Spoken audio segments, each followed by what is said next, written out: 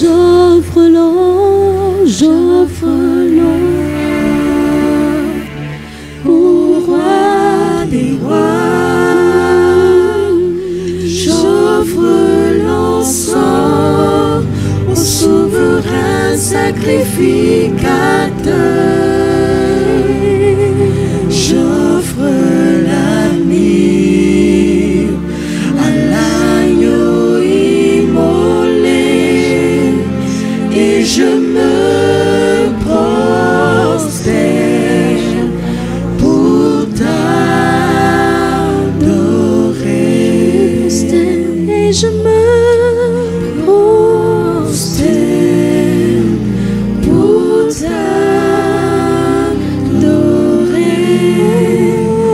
Et je me prosterne, Jésus, pour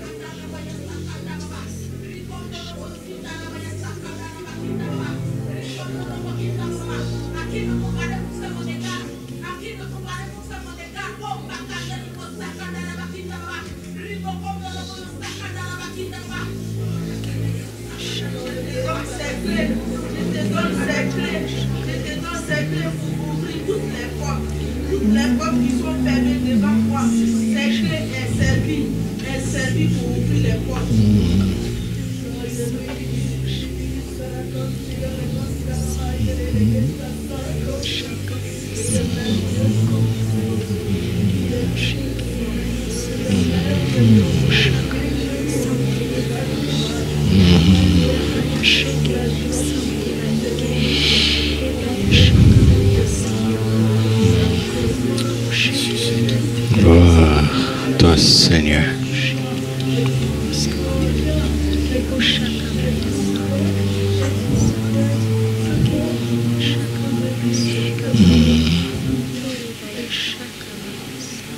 Oui, Seigneur. Oui, merci. Que tout soit pour ta gloire, Père. Au nom de Jésus. Amen. Gloire à Dieu. Alléluia. Nous allons parler de l'intelligence pour connaître le véritable. Je vais le dire en un seul message, contrairement à nos habitudes, parce que Papa Gado, il y a des places réservées pour les anciens. Venez doucement. Occupez une bonne place. Honneur aux anciens. Et bienvenue parmi nous. Parce que nous allons basculer à autre chose. Je vais l'annoncer le mercredi prochain. Et j'insiste pour qu'aucun ouvrier ne soit absent. D'accord? C'est la fin d'une étape. Et une nouvelle, belle étape et une meilleure étape va s'ouvrir pour l'Église. Alléluia. Ainsi, je dois clôturer ça en un seul message. Et puis, le Seigneur a vu notre soif hier. Nous avons été bénis, n'est-ce pas? Et Papa nous avait instruit de le faire sur 3 jours. Certains font même sur 4. La profondeur appelle la profondeur. Nous le ferons maintenant jeudi soir, vendredi soir et samedi. Parce que l'Esprit a beaucoup de choses à faire au milieu de nous. Une fois par mois, nous lui laisserons de l'espace pour cela. Et nous clôturerons ce mercredi le sujet de l'adoption dans le cadre de l'EPP. Et nous aborderons la rémission. Mais là, nous allons maintenant entrer dans la dynamique de l'Esprit. Nous allons parler des choses très dynamiques à partir des semaines qui viennent par la grâce de Dieu. Le torrent de mars sera disponible dès ce mercredi, intitulé Torrent de prière. Donc ce sont un mois de torrent de prière. Amen. Nous allons inonder la nation et les nations par nos prières au nom de Jésus. 1 Jean chapitre 5, verset 20. Nous savons aussi que le Fils de Dieu est venu et qu'il nous a donné l'intelligence pour connaître le véritable.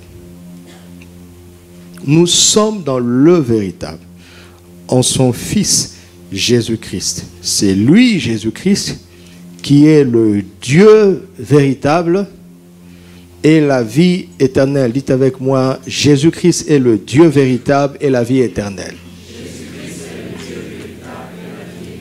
Amen. Quand la Bible parle en ces termes, en disant c'est lui, Jésus-Christ qui est le Dieu véritable, c'est un ton démonstratif parce que Dieu sait qu'il y a d'autres entités ou personnalités qui voudraient revendiquer la position de Dieu. Mais c'est Jésus-Christ, d'accord, qui est le Dieu véritable et la vie éternelle. Jésus-Christ.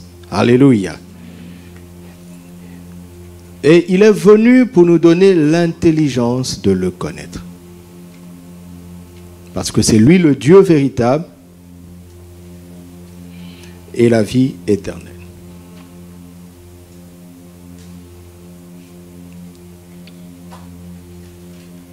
Éphésiens chapitre 3, versets 3 à 5.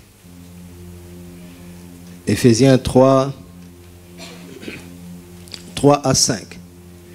C'est par révélation que j'ai eu connaissance du mystère sur lequel je viens d'écrire en peu de mots. En les lisant, vous pouvez vous représenter quoi? L'intelligence que j'ai du mystère de Christ. Alléluia. Paul fait un exposé par écrit de l'intelligence qu'il a du mystère de Christ. Intelligence. Luc chapitre 24, versets 25 à 27.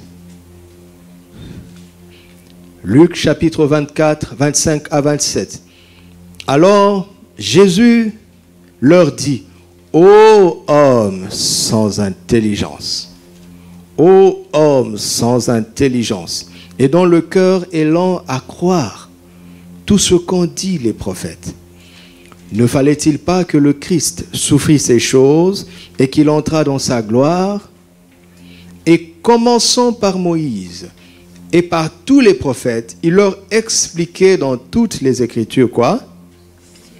Ce qui concernait qui? Jésus lui-même. Alléluia.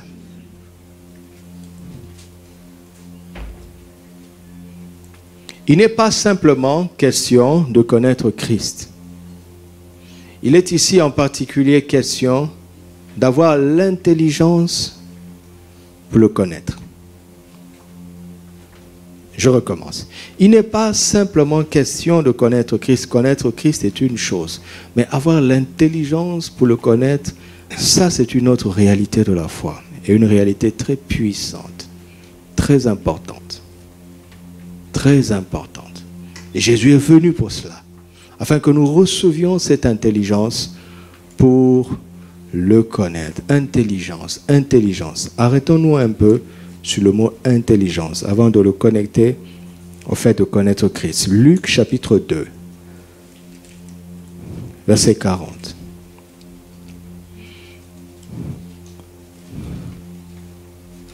Luc 2,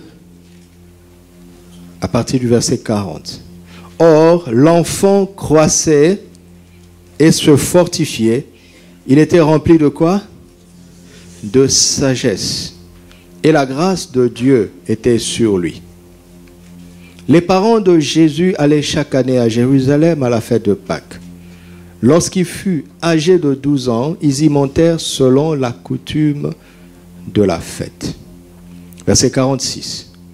Au bout de 3 jours, ils le trouvèrent dans le temple, assis au milieu des docteurs, les écoutant d'abord et les interrogeant. Il les écoute et il les interroge.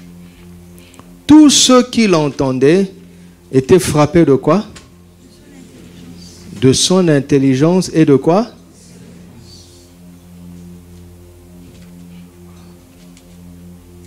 C'est lui qui posait les questions, non? C'est lui qui écoutait, non? D'où vient que maintenant on est frappé par, avant son intelligence, d'abord par ses réponses? Qu'est-ce que cela veut dire? Cela veut dire que finalement, les choses se sont renversées. Finalement, les docteurs ont commencé à lui poser des questions à lui. Et il donnait des réponses. Mais à travers ces réponses, ils étaient frappés par quoi? Par son intelligence. Or, Jésus croissait en quoi? En sagesse pourtant. Ça se confirme encore à la conclusion au verset 52, où on dit que Jésus croissait en sagesse. Et ainsi de suite. Mais on est plutôt frappé par son intelligence et ses réponses. Job 28, 28. Job 28, 28 est un passage précieux qui nous aide à comprendre la relation qui existe entre la sagesse et l'intelligence. Voici, la crainte du Seigneur, c'est quoi? C'est la sagesse. Et s'éloigner du mal, c'est l'intelligence. La sagesse, c'est craindre le Seigneur. L'intelligence, c'est s'éloigner du mal. Alléluia. Autrement dit, quelqu'un peut craindre le Seigneur, ce qui est une preuve de sagesse, mais faire le mal parce qu'en plus de la sagesse, il manque d'intelligence. Il ne voit pas la ruse de l'ennemi, il ne voit pas les pièges, il ne discerne pas. Il y a la crainte dans son cœur, mais il n'y a pas l'épreuve extérieure du fait de s'éloigner du mal. Ceci veut simplement dire que l'intelligence est la manifestation extérieure de la sagesse. Alléluia. La Bible nous montre que Jésus croissait en sagesse. Mais ce que les docteurs ont vu extérieurement, c'est quoi? Son intelligence. Ok? Alors, quand il est venu nous donner l'intelligence pour le connaître, il s'agit simplement de manifester extérieurement ce que nous vivons, ce que nous savons et ce que nous croyons de Christ. Alléluia. Parce que pour emmener quelqu'un à Christ, il faut faire preuve d'intelligence. Parce que les choses qui sont évidentes pour nous ne sont pas évidentes pour les autres. Alléluia. Nous avons besoin de cette intelligence pour démontrer à l'extérieur ce que nous savons du Seigneur Jésus-Christ et leur prouver que c'est lui qui est le Dieu véritable et la vie éternelle. Alléluia. C'est Jésus qui est le Dieu véritable et la vie éternelle. Dans le témoignage, il faut faire preuve de sagesse et d'intelligence. Et souvent, dans les échanges, dans la contradiction, il y a des brèches.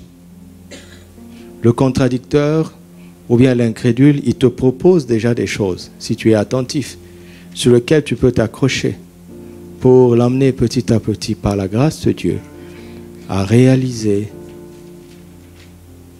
la faiblesse de ses convictions. J'étais à Houribga le dimanche dernier et nous avons eu un bel échange avec les frères le soir sur comment témoigner de Christ. Et ils me parlaient des difficultés, des contradictions qu'ils avaient sur le terrain. Et l'un d'entre eux m'a dit que lui, sa plus grande difficulté, c'est envers les pieux, les croyants pieux. Ils ont leur religion, ils ont leur livre saint, soi-disant, n'est-ce pas? Et ils prétendent que leur livre est inspiré et le nôtre est falsifié. Comment tu vas le prouver? Tu étais là quand la Bible était écrite? Tu n'étais pas là. Nous croyons à la Bible. Ne laisse personne toucher aux écrits. D'accord? Toute l'écriture est inspirée de Dieu. Les pères de l'Église ont fait le travail à notre place. Ils avaient des critères très très précis. C'est ce qui fait que nous avons ce canon, les 66 livres. Tout, on peut se fier à tout ce qui est dedans. D'accord? Mais ça, c'est pour nous. Mais nous n'avons pas besoin de nous lancer dans les débats. Je leur ai dit que moi, ce que je fais, si j'ai affaire à un religieux pieux qui croit en son saint livre et qui me dit que mon livre n'est pas authentique parce qu'il a été falsifié, c'est pas ça qui m'intéresse. Parce que dans l'échange, il faut toujours chercher l'occasion de nommer Jésus, de mentionner Jésus-Christ. C'est ça qui est le plus important. Et le diable essaye parfois de nous distraire pour nous faire passer à côté du sujet. L'essentiel, c'est Jésus et Jésus-Christ.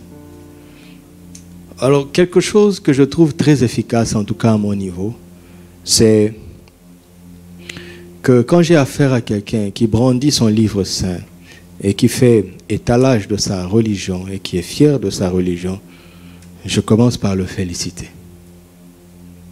et par le remercier. Moi, je fais toujours ça. Je dis, c'est très bien.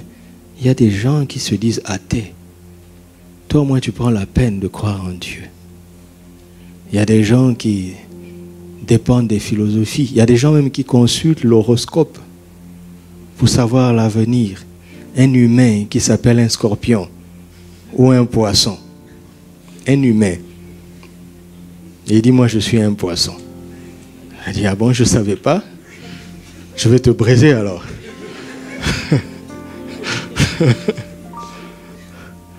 Je commence par le féliciter. Et il est étonné. Et après, je lui dis, c'est bien, mais moi, ce livre a changé ma vie. Et j'aimerais bien que ton livre change le tien. Un jour, l'un d'entre eux a dit, même le prophète a dit que lui-même, il ne pouvait pas être sûr. À plus forte raison, moi. Je dis, non, moi, notre prophète a dit qu'il était sûr. Et que celui qui le suit, je suis descendu en disant, nous, notre prophète à nous. Mais Jésus est plus qu'un prophète. Mais si tu commences à attaquer, à critiquer l'autre, le diable se frotte les mains parce que vous êtes passé à côté. Regardez Jésus au puits. La femme samaritaine vient. Vous savez ce que Jésus voulait? Son salut. Il lui dit, donne-moi à boire. Cette simple phrase est en train de casser beaucoup de barrières. La femme lui dit, comment toi qui es juif, tu me dis à moi, une samaritaine et une femme, de te donner à boire? Cela veut dire que Jésus avait l'apparence d'un juif. On pouvait savoir de loin que c'était un juif, n'est-ce pas? Et même on pouvait savoir de loin que c'était un homme. Il n'avait pas l'apparence d'un efféminé. Un bon juif ne parle pas aux Samaritains. Et vous savez, ces barrières-là, ça arrange le diable. Parce que tant que ça reste, le salut qui vient des Juifs ne peut pas passer de l'autre côté. Jésus a surmonté ça, en créant un pont, en montrant à la femme que lui, il est au-dessus des préjugés. Et la discussion a commencé. Alléluia. Mais ça, ce que je vous dis, ça peut être moral. C'est une tactique morale. Mais attention, une âme, c'est un esprit que tu veux sauver.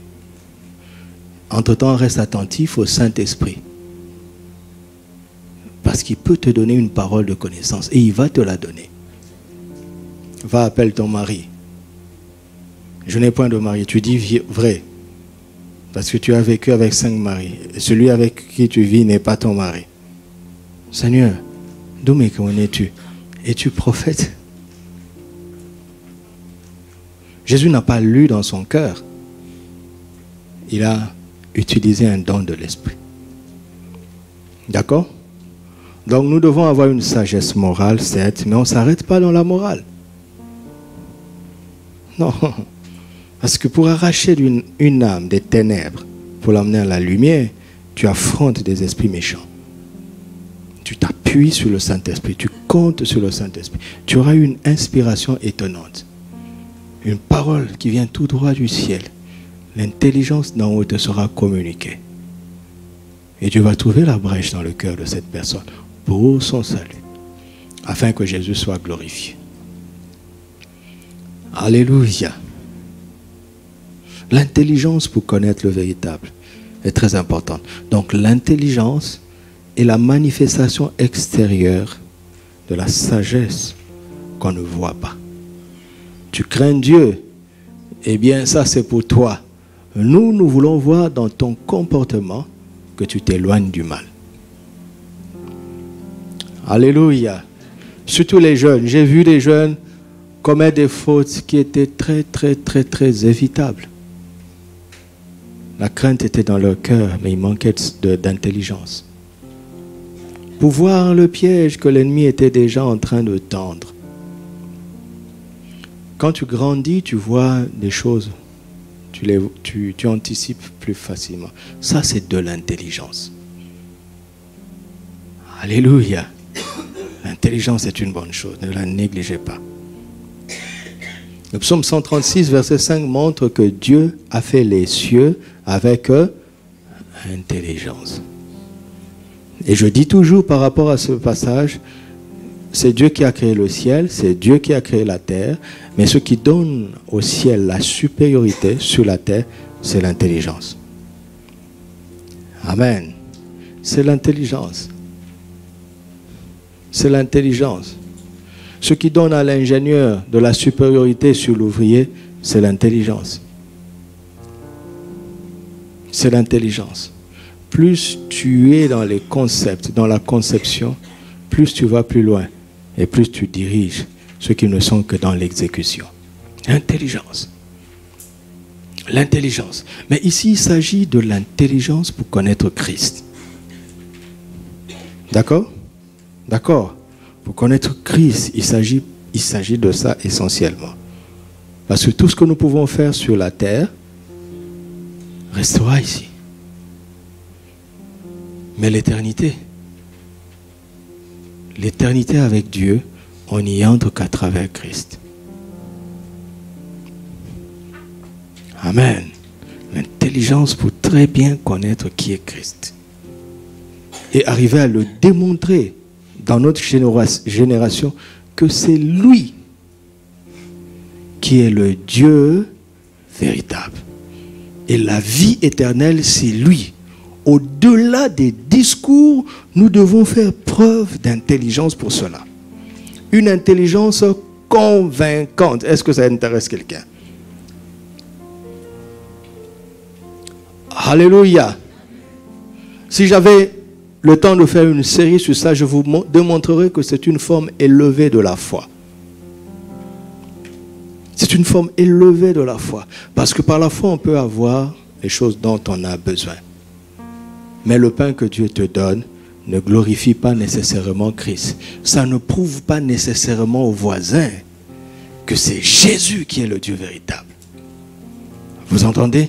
Oui, Dieu veut nous donner du pain, il nous aime, il est notre papa et il continuera à le faire et n'hésite pas à lui présenter tes besoins, d'accord? N'hésite pas, c'est ton Père. Il est infiniment généreux. Mais il y a une forme d'intelligence qu'il veut nous donner, qui va faire que les gens autour de nous vont être convaincus que c'est Jésus qui est le Dieu véritable. Cela veut dire que tous les autres sont des faux dieux. N'est-ce pas? Tous les autres ne sont que des ouvrages des hommes. C'est lui le Dieu très haut. Nul n'est comparable à lui. Il y a une intelligence qui est rendue disponible pour cela. Alléluia. Prenons quelques cas. Par exemple, Exode chapitre 31. Exode 31, verset 1 à 3. L'Éternel parla à Moïse et dit, sache que j'ai choisi Betsaléel, fils d'Uri, ainsi de suite, de la tribu de Juda. Je l'ai rempli de quoi? De l'Esprit de Dieu, de sagesse et quoi? Et d'intelligence pour, de savoir, et de savoir pour toutes sortes d'ouvrages. Continue. Je l'ai rendu quoi? De faire quoi? Vous savez, jusqu'aujourd'hui, on n'est pas capable de refaire le chandelier en or massif d'une seule pièce. Parce que les descriptions sont dans le livre. Jusqu'aujourd'hui, personne n'a trouvé comment faire ça. J'aime le dire souvent, les meubles en kit, ce n'est pas l'invention de Kitea. Non, de Ikea. Parce que Ikea, bon, je ferme la parenthèse, c'est d'abord Ikea. C'est ce peuple-là qui a eu pour la première fois l'intelligence de faire, puisqu'ils sont des voyageurs, ils font des meubles qui se défont et qu'on plie facilement et qu'on refait facilement. Et ça là, c'était pas la prière de Aaron, les sacrificateurs. Non, c'était la technique de Betsaléel.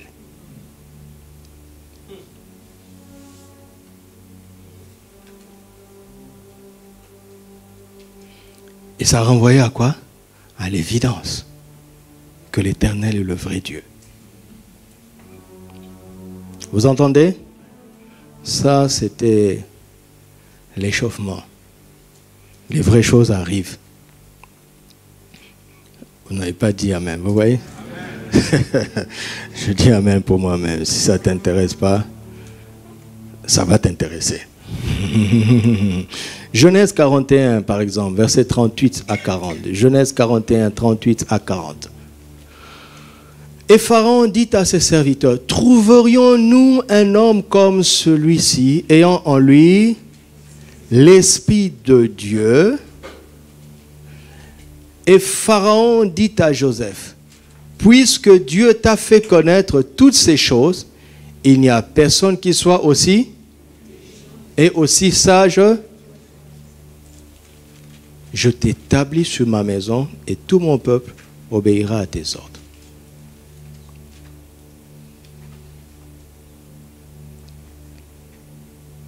C'est comme ça que Joseph a glorifié Dieu en Égypte. Par des solutions intelligentes et sages. Alléluia. Sinon, on nous taxera, comme certains pays le disent, c'est une bande d'illuminés. Vous savez que le gospel aujourd'hui, c'est un style musical. Classé, hein, avec le R&B, le rap, le reggae, gospel. Attention, gospel, ça veut dire bonne nouvelle, c'est l'évangile. Mais oui, c'est une bande d'Africains, laissez-les, ils aiment danser, laissez-les tranquilles. Ils sont comme ça, ils aiment danser. Ils ne pèsent pas dans la société.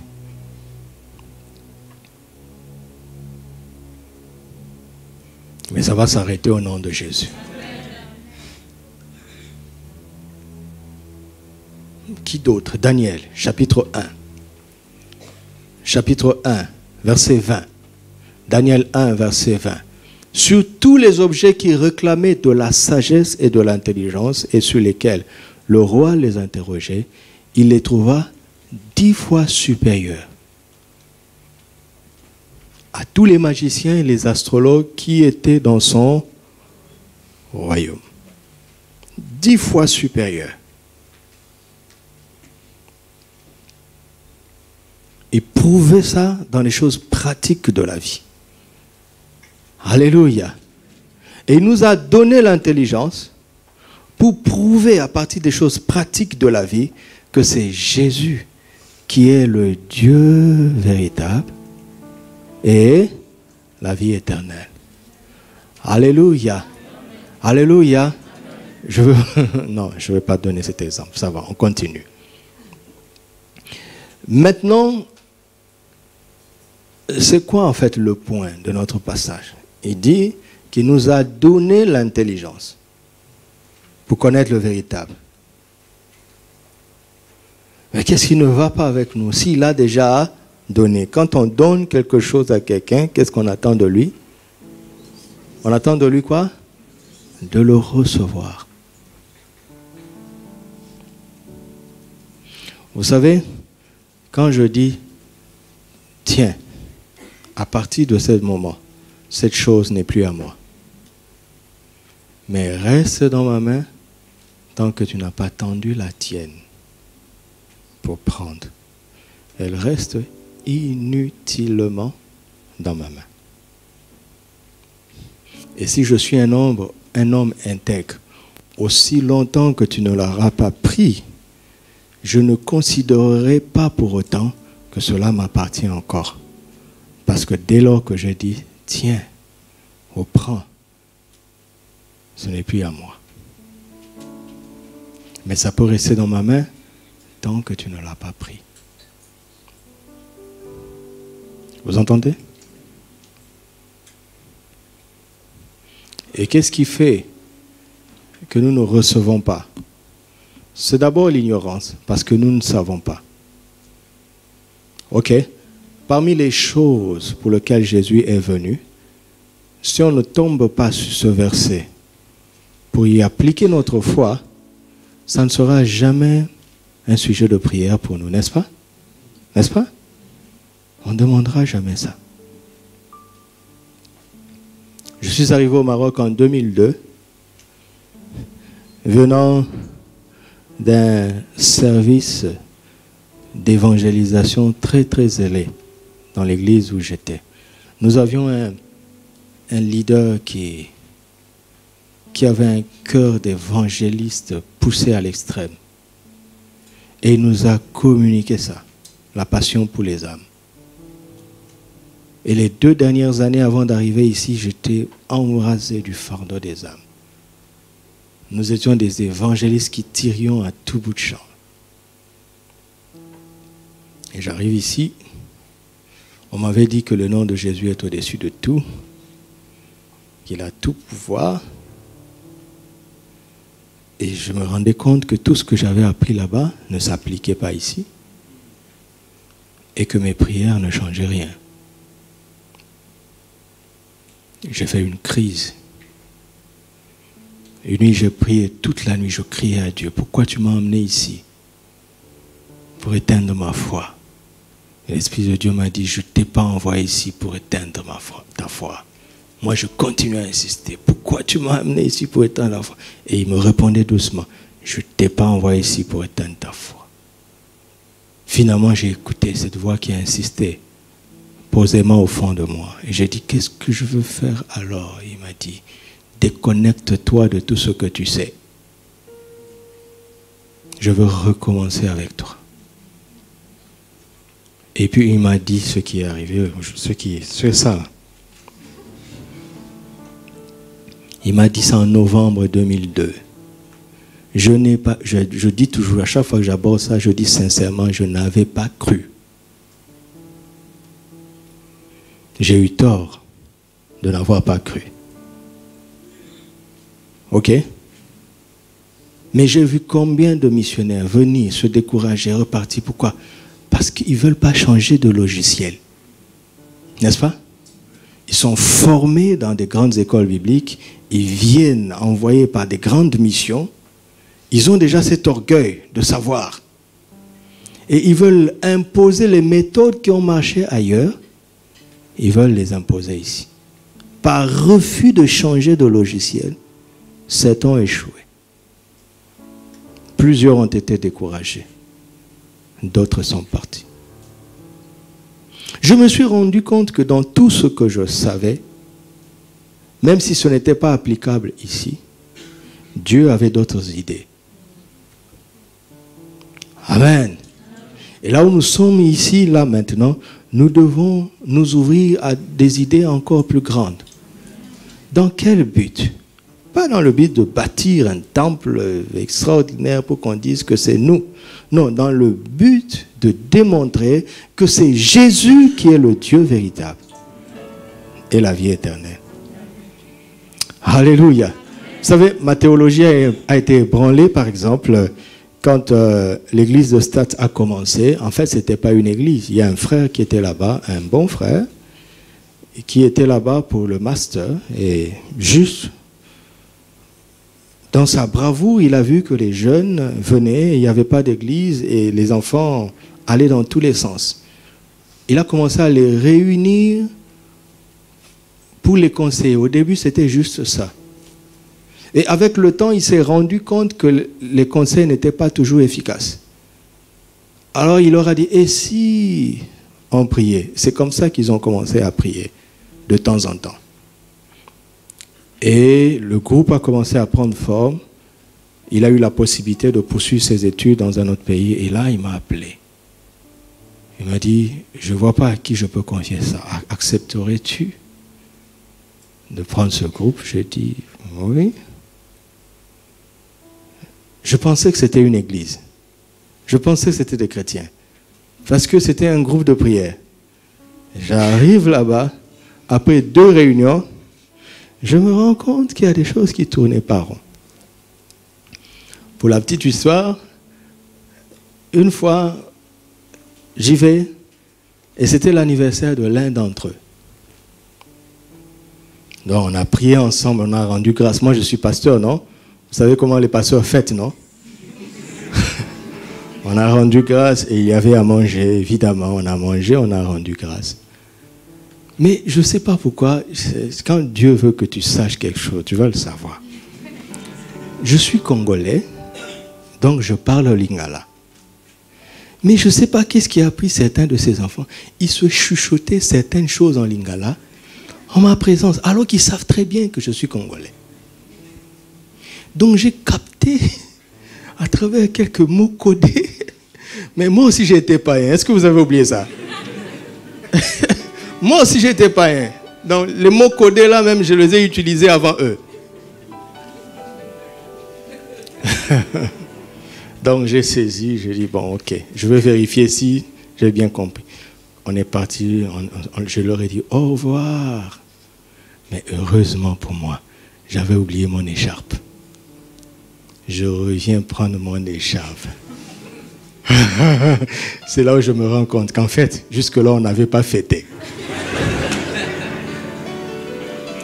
Il y avait l'alcool sur les tables. Les tables où j'avais posé ma Bible. Seigneur! Ah! Dans le train, j'ai cogité. Qu'est-ce que je fais? Toute ma théologie dit c'est fini. Quand tu viens, tu leur prêches l'enfer, c'est fini. La sœur là, elle conduit plus la louange, c'est fini. J'ai laissé ça comme ça. Le jeudi prochain, avant de partir, l'Esprit me dit, la sœur là, elle conduit la louange. J'ai dit, quoi, Seigneur? Répète. Et c'est comme ça que j'ai commencé une église avec des gens de mauvaise vie. Et puis un jour, je leur ai parlé en lingala clairement. J'ai dit, les gars, je sais, mais Dieu ne vous rejette pas. Je n'ai pas le droit de vous rejeter. Alors je veux simplement que vous me dites que vous n'aimez pas ça, mais que vous n'arrivez pas à sortir de là. 3/4 de l'assistance a répondu à l'appel. Le quart a décidé de ne plus venir. Et aujourd'hui, certains sont des serviteurs de Dieu, des servantes de Dieu. Avec mon logiciel ancien, je n'aurais même pas continué avec eux. Mais est-ce que je dois établir une doctrine? Quelqu'un fume, qui joue quand même. Avec le temps, il va changer. Non, la Bible est claire. Il faut être rempli du Saint-Esprit. Mais quand tu es dans une mission apostolique, je ne suis pas en train de dire que je suis apôtre, mais quand tu es dans une mission apostolique, Dieu fait des exceptions. Dans le milieu où il n'y a jamais eu d'église. tu trouves des polygames, tu n'attaques pas la polygamie d'abord. Parce que quelqu'un qui n'est pas polygame et qui n'a pas Christ, il va en enfer comme un polygame qui a Christ. Parce que si quelqu'un prétend avoir Christ et qu'il est polygame, il va en enfer. Mais tu n'attaques pas les symptômes. Tu vois la racine du problème. La racine du problème, c'est que quand le cœur est vide de Christ, il essaie de se remplir d'autre chose, vainement. Vous entendez? Donc il y a un logiciel que nous devons recevoir pour fonctionner de telle sorte que nous allons démontrer que c'est Jésus qui est le Dieu véritable et que c'est lui qui est la vie éternelle. Alléluia. Donc, ce n'est pas une question d'une dénomination, d'accord? Au-delà des religions, n'allez pas accuser les catholiques, accuser les protestants. Sans Christ, nous sommes tous dans le même bateau. Vous entendez? Comme je vous le dis tout le temps, les catholiques avaient l'eau bénite. Et ils ont l'eau bénite et ils ont un intermédiaire entre Jésus et eux. Une certaine Marie. Ce n'est pas la Marie de l'Église, de la Bible. Laissez maman Marie tranquille. La vraie maman Marie n'est pas un intermédiaire. Le jour de la Pentecôte, vous savez que Marie était là? Avez-vous vu dans les actes, par exemple, quand la persécution a commencé, avez-vous les disciples, les apôtres se réunissent et disent, comme Marie est là, nous allons l'implorer de demander à Jésus de nous aider. On ne cite même plus son nom. Mais elle était là dans les prières. Comme tout le monde. D'où ça vient cette idée de mettre Marie comme un intermédiaire entre nous et Jésus? Qu'est-ce que vous avez fait de 1 Timothée 2? Il y a un seul médiateur entre Dieu et les hommes. C'est qui? Jésus-Christ homme. Ou bien vous n'êtes plus des hommes. Si vous n'êtes plus des hommes, vous n'êtes plus des humains, alors vous pouvez créer un autre médiateur. Mais vous savez quoi? Je connais des églises aujourd'hui où c'est le pasteur qui est l'intermédiaire entre Jésus et le peuple. Même pour tous ces pasteurs, j'ai toussé. Oui, je connais une dame comme ça. Elle a perdu toute sa santé. Elle a 3 numéros de téléphone. Ça sonne 24 heures sur le téléphone. Pour rien, je rêvais d'un chien. Qu'est-ce que ça veut dire? Et puis elle dit, ainsi dit l'Éternel. Moi je la regarde. Dans sa fatigue là, tu penses que c'est l'Éternel qui parle? N'est-ce pas que parmi les évangéliques, il y a eu des phénomènes où le pasteur, l'homme de Dieu a béni l'eau. Il a dit allez mettre sur les malades. Mais ces bouteilles-là, on les achète. Et vous allez critiquer les catholiques. C'est quand on n'est pas focus sur Christ, que l'on soit pentecôtiste et tous les istes là, quand on n'est pas focus sur Christ, les dérives vont venir. Vous entendez? Les dérives vont venir.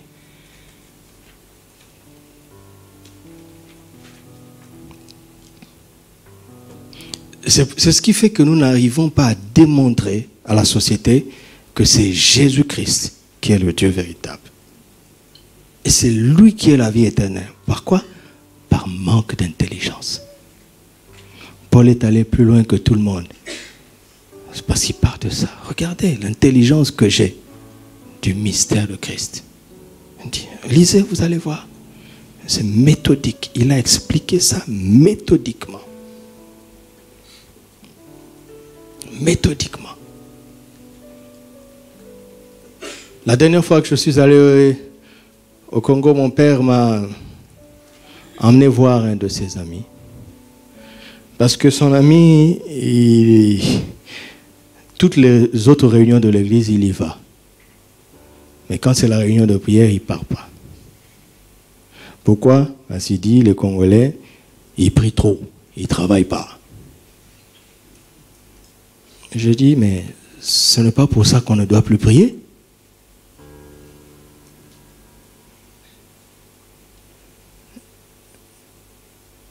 Et il a demandé à mon père si je peux aller chez lui pour lui parler de la prière. C'est un grand ingénieur, un homme qui a des années de carrière, un grand philosophe. J'ai dit, Seigneur, je lui dis quoi? Il m'a dit, ne te perds pas dans les raisonnements. Prends le Notre Père. J'ai pris Matthieu 6. Et je suis commencé à aller point par point, point par point. Et à la fin, il a dit, ah oui, maintenant je comprends que j'ai besoin de la prière. Parce qu'on lui expliquait pas, on disait seulement, prions. Et puis c'est des réunions comme ça. Hein. Quand la réunion commence, le gars dit, aujourd'hui on va prier. Tu entends? Aujourd'hui on va prier. Et puis, prions. 30 minutes, 1 heure, 2 heures. Parfois on prie pour un lapin, après pour une poule, après pour une épaule. Ça va dans tous les sens. Il n'y a pas un fil conducteur. Et les gens qui sont un peu plus aisés socialement, ils ne se retrouvent pas. Parce que tout ce que vous demandez, eux, ils ont. Et c'était le cas du monsieur. Et on perd des gens comme ça. Parce qu'on manque d'intelligence. Pour leur dire que c'est Jésus-Christ qui est le Dieu véritable. Et la vie éternelle. Amen. Alors, 4 choses qui font qu'on ne reçoit pas cette intelligence. La première se trouve dans Ephésiens 4, verset 18. Ephésiens 4, verset 18. L'intelligence obscurcie. Vous voyez ça? Commence au verset 17 pour que tout le monde comprenne de quoi il est question. Voici donc ce que je dis et ce que je déclare dans le Seigneur. Vous ne devez plus marcher comme les païens, qui marchent selon la vanité de leurs pensées. C'est les païens, n'est-ce pas? Ils ont l'intelligence obscurcie. Ils sont étrangers à la vie de Dieu à cause de l'ignorance qui est en eux et à cause de l'endurcissement de leur cœur. Mais il dit, vous ne devez plus marcher comme eux. Paul s'adresse aux chrétiens, n'est-ce pas? Mais il voit qu'ils marchent comme les païens. Ce sont des chrétiens qui sont venus en Christ, mais qui ont gardé en eux l'intelligence obscurcie. Et ce qui fait que Dieu n'agit pas dans leur vie, ce n'est pas parce que Dieu ne veut pas, ou parce que Dieu ne peut pas.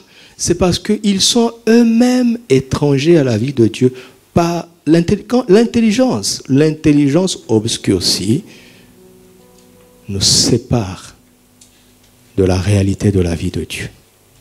À cause de quoi? De l'ignorance et de quoi?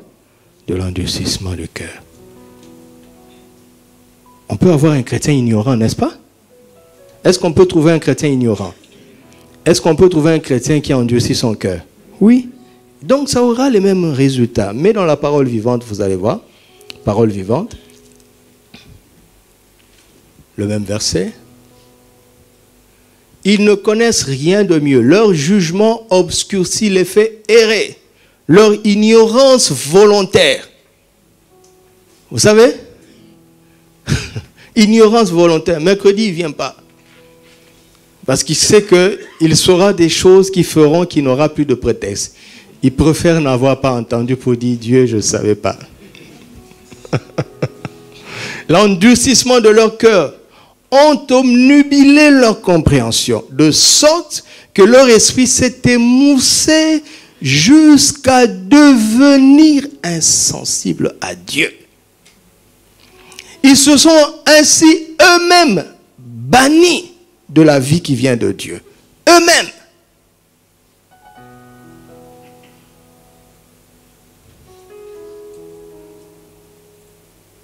Nous devons renoncer à l'intelligence obscurcie pour recevoir l'intelligence de 1 Jean 5, 20.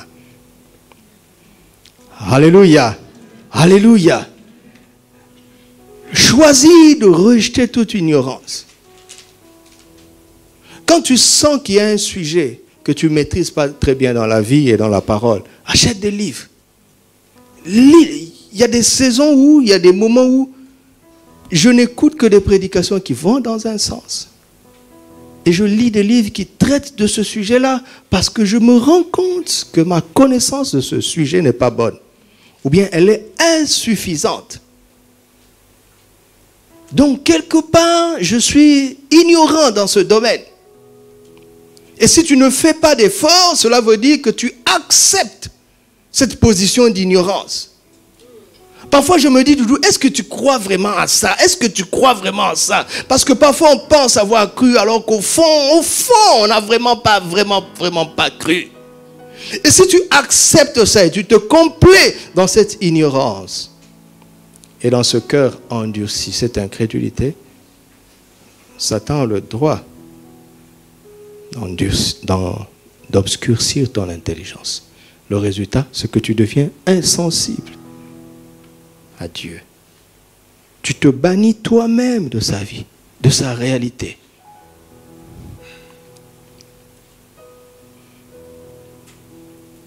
Quand une nouvelle révélation qui vient, quand je dis nouvelle révélation, ça ne veut pas dire des choses qui ne sont pas écrites. Mais quand Christ veut t'emmener dans une nouvelle dimension de sa connaissance, mais l'intelligence obscurcie ne reçoit pas. Elle ne reçoit pas. Vous m'entendez? Vous m'entendez? Je connais des frères que j'ai trouvés dans le royaume, dans l'évangile, qui continuent de croire aux mêmes choses que nous croyions quand nous étions enfants. Après 20 ans, ils n'ont pas progressé.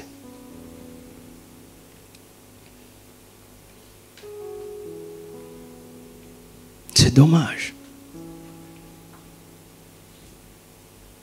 Le deuxième problème, c'est l'intelligence aveuglée. Ça fonctionne à peu près de la même façon, c'est pour cela que je ne vais pas traîner. 2 Corinthiens 4.4. 2 Corinthiens 4.4. Pour les incrédules, dont le Dieu de ce siècle a aveuglé l'intelligence, afin qu'ils ne voient pas briller la splendeur de l'évangile de la gloire de Christ, qui est à l'image de Dieu.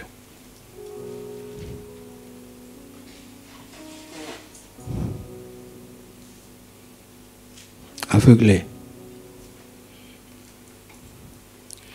Parce que Dieu a amené une évidence des Écritures, parce qu'il a vu nos limites, il met ça devant nous. La personne voit que c'est écrit. D'accord? Mais elle choisit de ne pas croire.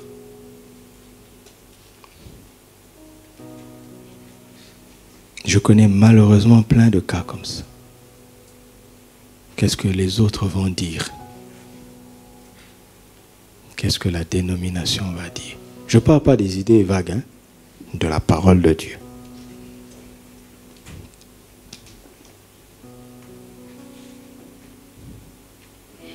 Il choisit de se limiter lui-même pour d'autres raisons, notamment la crainte des hommes. Ceux qui ne savent pas, c'est que cette décision va induire une conséquence spirituelle. C'est ce que les gens ignorent. Ça va induire ça.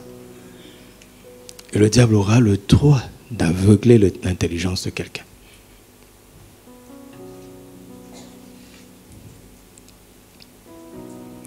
Le troisième, c'est Tite, chapitre 1, verset 15. Là, c'est l'intelligence souillée. Et là où c'est ici que notre responsabilité à nous les prédicateurs, qui est grande, car nous rendrons des comptes. Dieu nous demandera des comptes. Parce que quand on ne prêche pas la saine doctrine, c'est-à-dire une doctrine qui n'est pas saine, n'est-ce pas? Quand une chose n'est pas saine, elle est comment? Malsaine. Et si les gens acceptent ce qui est malsain, ils seront comment? Souillés. Vous lisez le contexte? Il explique à Tite comment il doit choisir de bonnes personnes, les établir comme des anciens, en donnant des critères. Parce que leur ministère aura des répercussions sur la qualité de la foi du peuple et sur l'intelligence du peuple. Il y a des gens qui sont dans notre assemblée. J'ai entendu qui commence à raconter des choses bizarres. Je suis allé le voir. J'ai pris des heures. Bible avec la Bible. Et il m'a convaincu qu'il n'est pas d'accord avec moi. Je dis, mais c'est tout ce que je veux. Je vous dis toujours d'être libre, d'accord? Mais à partir de maintenant, je ne suis plus responsable. Je prends mon téléphone, j'appelle son papa. Je dis, monsieur, je vous appelle à propos de votre fils. Tant. Il dit, mais moi-même, je ne comprends pas ce garçon. Qu'est-ce que tu lui enseignes là-bas? Je lui ai dit, monsieur, je vous ai appelé justement pour vous dire que je ne suis pas responsable de ses croyances.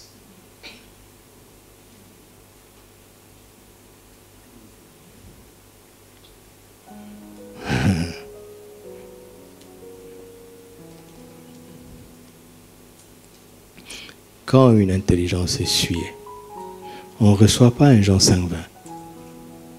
Jésus ne mélange pas les deux. Et enfin, ce dont on parle le plus, Romains 12, verset 2, l'intelligence non renouvelée. Non renouvelée. Si l'intelligence essuyée est la responsabilité des prédicateurs, des aînés spirituels, de l'église locale, l'intelligence non renouvelée est la responsabilité de chaque chrétien. Personne ici se tiendra devant Dieu et lui dira, mon intelligence n'a pas été suffisamment renouvelée parce qu'on ne m'enseignait pas bien. Dieu va te dire, menteur. Si tu dis que ton intelligence a été essuyée, d'accord, on va vérifier. Mais si ton intelligence n'est pas renouvelée, cela n'est imputable à personne d'autre qu'à toi-même. Et ça touche notre comportement devant Dieu. Comment on traite notre corps. Simplement comment on vit tous les jours. Parce que tant que l'intelligence n'est pas bien renouvelée, on a du mal à discerner la volonté de Dieu. D'accord?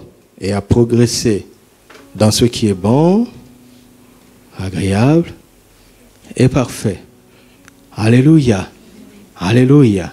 C'est des questions simples comme ça. Vous savez, quand tu as dépassé un certain stade, il y a des choses auxquelles tu réponds instantanément. Par exemple, si je vous dis 13 plus 20. 13 plus 20, vous ne savez pas? 33, non? Mais autrefois, il fallait mettre les bâtons. Tu dois faire un processus de calcul. Mais à un moment donné, ça devient banal. C'est du tic au tac. C'est la même chose dans la vie. Quand tu ne sais pas quelle est la volonté de Dieu dans tant ou dans telle chose, c'est quoi la solution?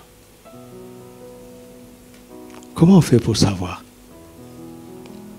J'étais étonné quand j'étais pasteur assistant par la rapidité avec laquelle notre pasteur prenait certaines décisions. Un jour, on lui a présenté quelqu'un. Il lui a dit non, c'est un pasteur. Il a dit oui, ok, tu prêches dimanche. On ne le connaît pas. Et dimanche, il a prêché, il nous a bénis. Et on se retrouvait le mardi. Je dis, pasteur, comment tu as su? Il a dit, j'ai senti que c'est lui, c'est bien. Mais ça ne m'aide pas moi, je ne comprends pas. Moi, je ne comprends pas. Mais maintenant, j'ai ça. Maintenant, j'ai ça. Je sais tout de suite que c'est bon ou pas. Vous savez comment? Ce n'est pas toujours par le discernement, mais c'est par l'expérience. À force d'avoir accumulé des dossiers, il y a des traits. Il y a des signes qui ne trompent pas. Mais on va être patient parce qu'on ne juge pas selon la chair. Mais il y a des choses qu'on voit très vite. Grâce à la maturité, grâce à l'expérience. Je parlais à nos filles hier qui étaient à la maison, je disais, Une seule fois, ma mère, beaucoup de sœurs venaient me voir parce que j'étais responsable dans la jeunesse. Une seule fois, ma mère m'a dit, cette sœur-là, je ne la sens pas. Hein. Une sœur qui a l'évangélisation avec nous. On les appelait même radars, elles étaient 3. Avant que l'onction touche tout le monde, elles étaient parmi les plus sensibles. C'était les radars. Elles étaient 3. Elles prophétisent, parlent en langue. Nous évangélisons ensemble. Mais aujourd'hui, c'est une prostituée. Je me demande comment maman a su. Heureusement que je l'ai écouté.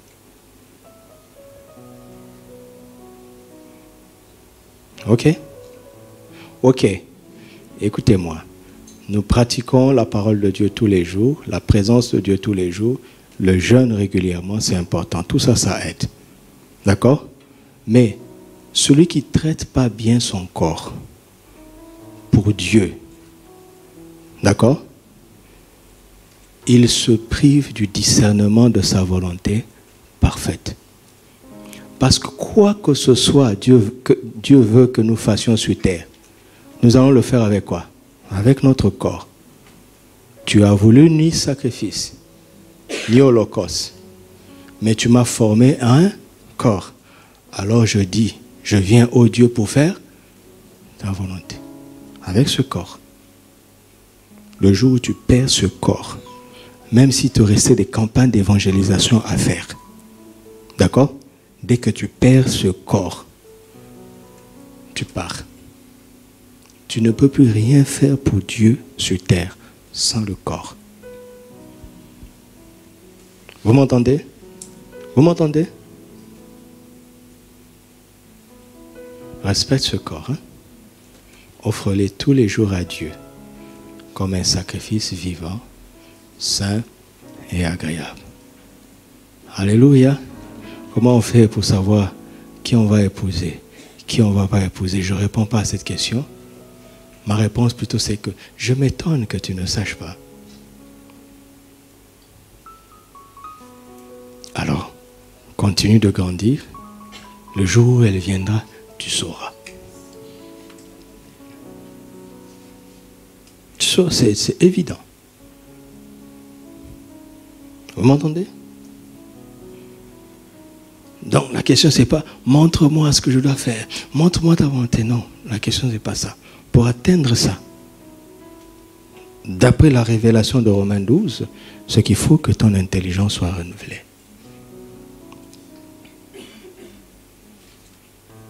Amen. Et Dieu regarde comment tu traites ton corps, ce corps qu'il t'a donné. Alléluia. Ainsi, quand on a résolu le problème de l'intelligence obscurcie, aveuglée, souillée et non renouvelée, il y a toute la place dans notre esprit, n'est-ce pas, pour recevoir l'intelligence pour connaître le véritable. Et dans des cas différents, peu importe ce qui arrive, nous serons qualifiés pour démontrer que c'est Jésus qui est le Dieu véritable et la vie éternelle. Alléluia. J'aimerais que plusieurs personnes viennent t'embrasser au ciel pour te dire merci de m'avoir montré ça.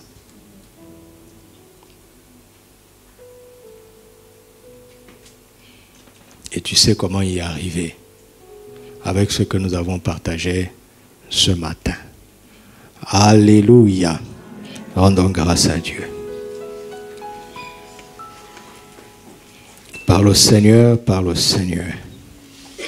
Ô Seigneur, je te rends grâce pour les saintes écritures par lesquelles nous apprenons des choses que nous n'aurions jamais demandées.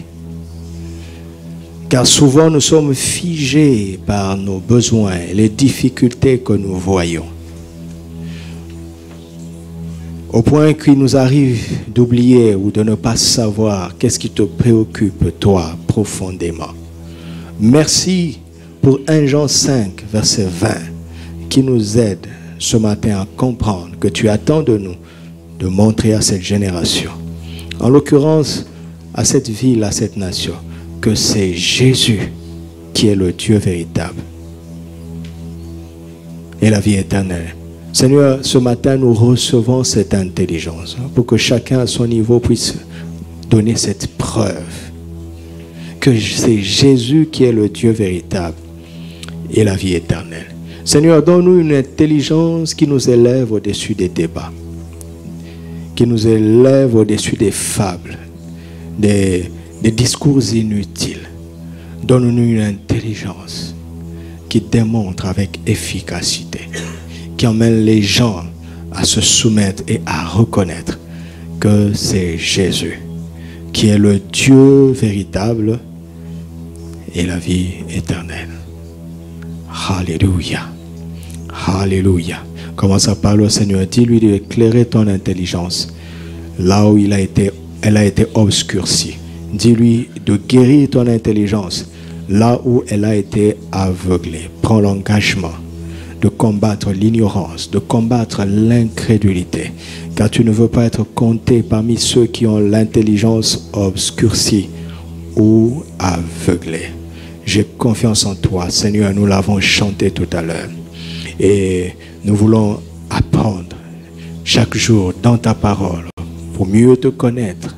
Seigneur, donne-nous cette intelligence. Ouvre notre esprit pour te connaître dans les saintes écritures. Qu'il n'y ait plus d'ignorance, Seigneur. Qu'il n'y ait plus d'ignorance. Chasse toute zone d'ombre, toute ombre d'ignorance. Chacun à son niveau, tu sais, ce qui lui manque comme connaissance dans les domaines où tu t'attends à ce qu'il démontre que c'est Jésus qui est le Dieu véritable et la vie éternelle. Seigneur, illumine les yeux de nos cœurs. Chasse l'obscurité dans laquelle l'ennemi a plongé notre intelligence quand nous ne te connaissions pas.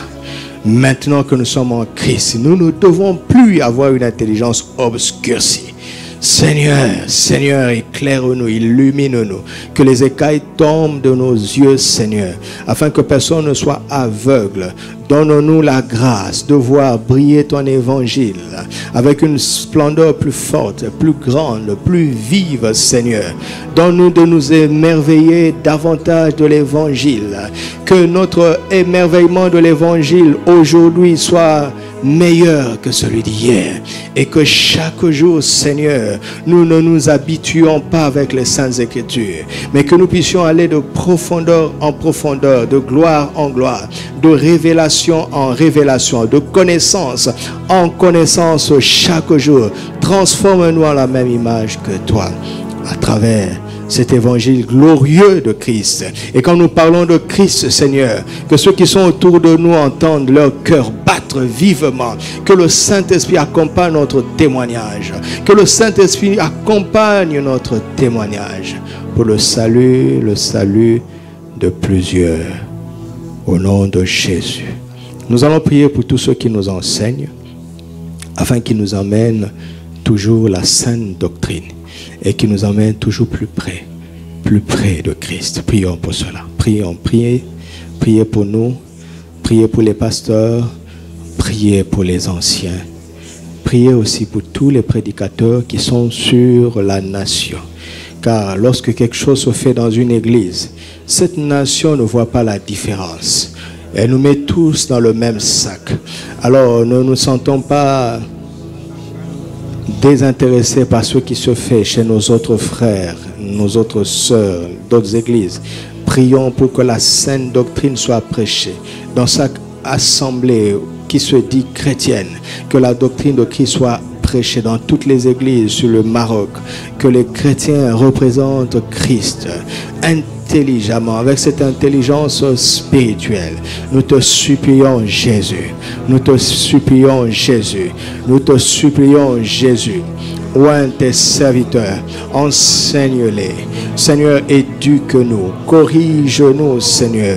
Aide-nous à grandir, car notre responsabilité est grande. Nous ne sommes pas là pour souiller l'intelligence de ton peuple. Ce n'est pas à cela que tu nous as appelés. Et nous voulons trembler à chaque fois que nous avons l'occasion d'apporter ta parole. Aide-nous. Et même ceux qui sont dans le GBU, aide-les. Tous ceux qui se réclament de la Bible, de Jésus-Christ, aide-les. Aide-nous tous, Seigneur. Aide-nous. Nous allons prier pour que Dieu nous protège des fausses doctrines qui courent les rues, qui circulent sur Internet, qui nous donnent de ne pas tout boire, mais d'examiner tout avec les Écritures.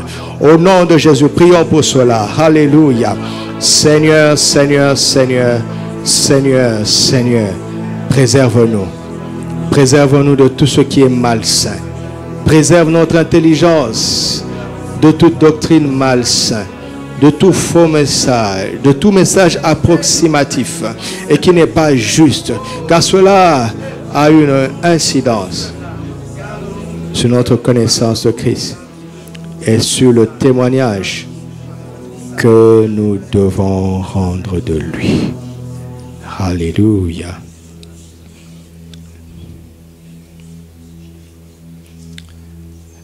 Alléluia. Merci Seigneur. Merci Seigneur. Tu n'es plus censé tâtonner dans la vie parce que tu as le Saint-Esprit avec toi. Il est l'Esprit de vérité. Tu as la parole de Dieu qui est une lampe à tes pieds. Tu as le Seigneur Jésus-Christ lui-même qui a dit qu'il est la lumière du monde. Et quiconque le suit ne marche pas dans les ténèbres. Regarde la qualité de ta vie devant le Seigneur. C'est la part que tu dois faire ce matin pour progresser dans le discernement de la volonté du Père. Pour connaître ce qui est bon à ses yeux, ce qui lui est agréable et ce qu'il déclare être parfait. Père, tu as dit dans ta parole que tous ceux qui, par l'Esprit, crucifient la chair, font mourir les actions du corps en la vie. Je prie maintenant que tu donnes à chacun d'entre nous de prendre appui sur le Saint-Esprit pour triompher de toute mauvaise action du corps. Car cela n'est pas anodin. Afin que chaque jour nous puissions te présenter nos corps comme un sacrifice vivant, saint et agréable. Que notre culte pour toi soit quotidien, pas seulement les dimanches, mais tous les jours. Nous voulons t'offrir ce corps que tu nous as donné comme un sacrifice vivant, saint et agréable. C'est un culte que tu as créé et c'est ce que nous voulons pratiquer tous les jours. Nous te remercions pour ta grâce qu'elle continue de s'amplifier dans la vie de chacun, car je suis convaincu que si nous le pratiquons, chacun d'entre nous pourra démontrer que c'est Jésus qui est le Christ et qu'il est la vie éternelle. Amen.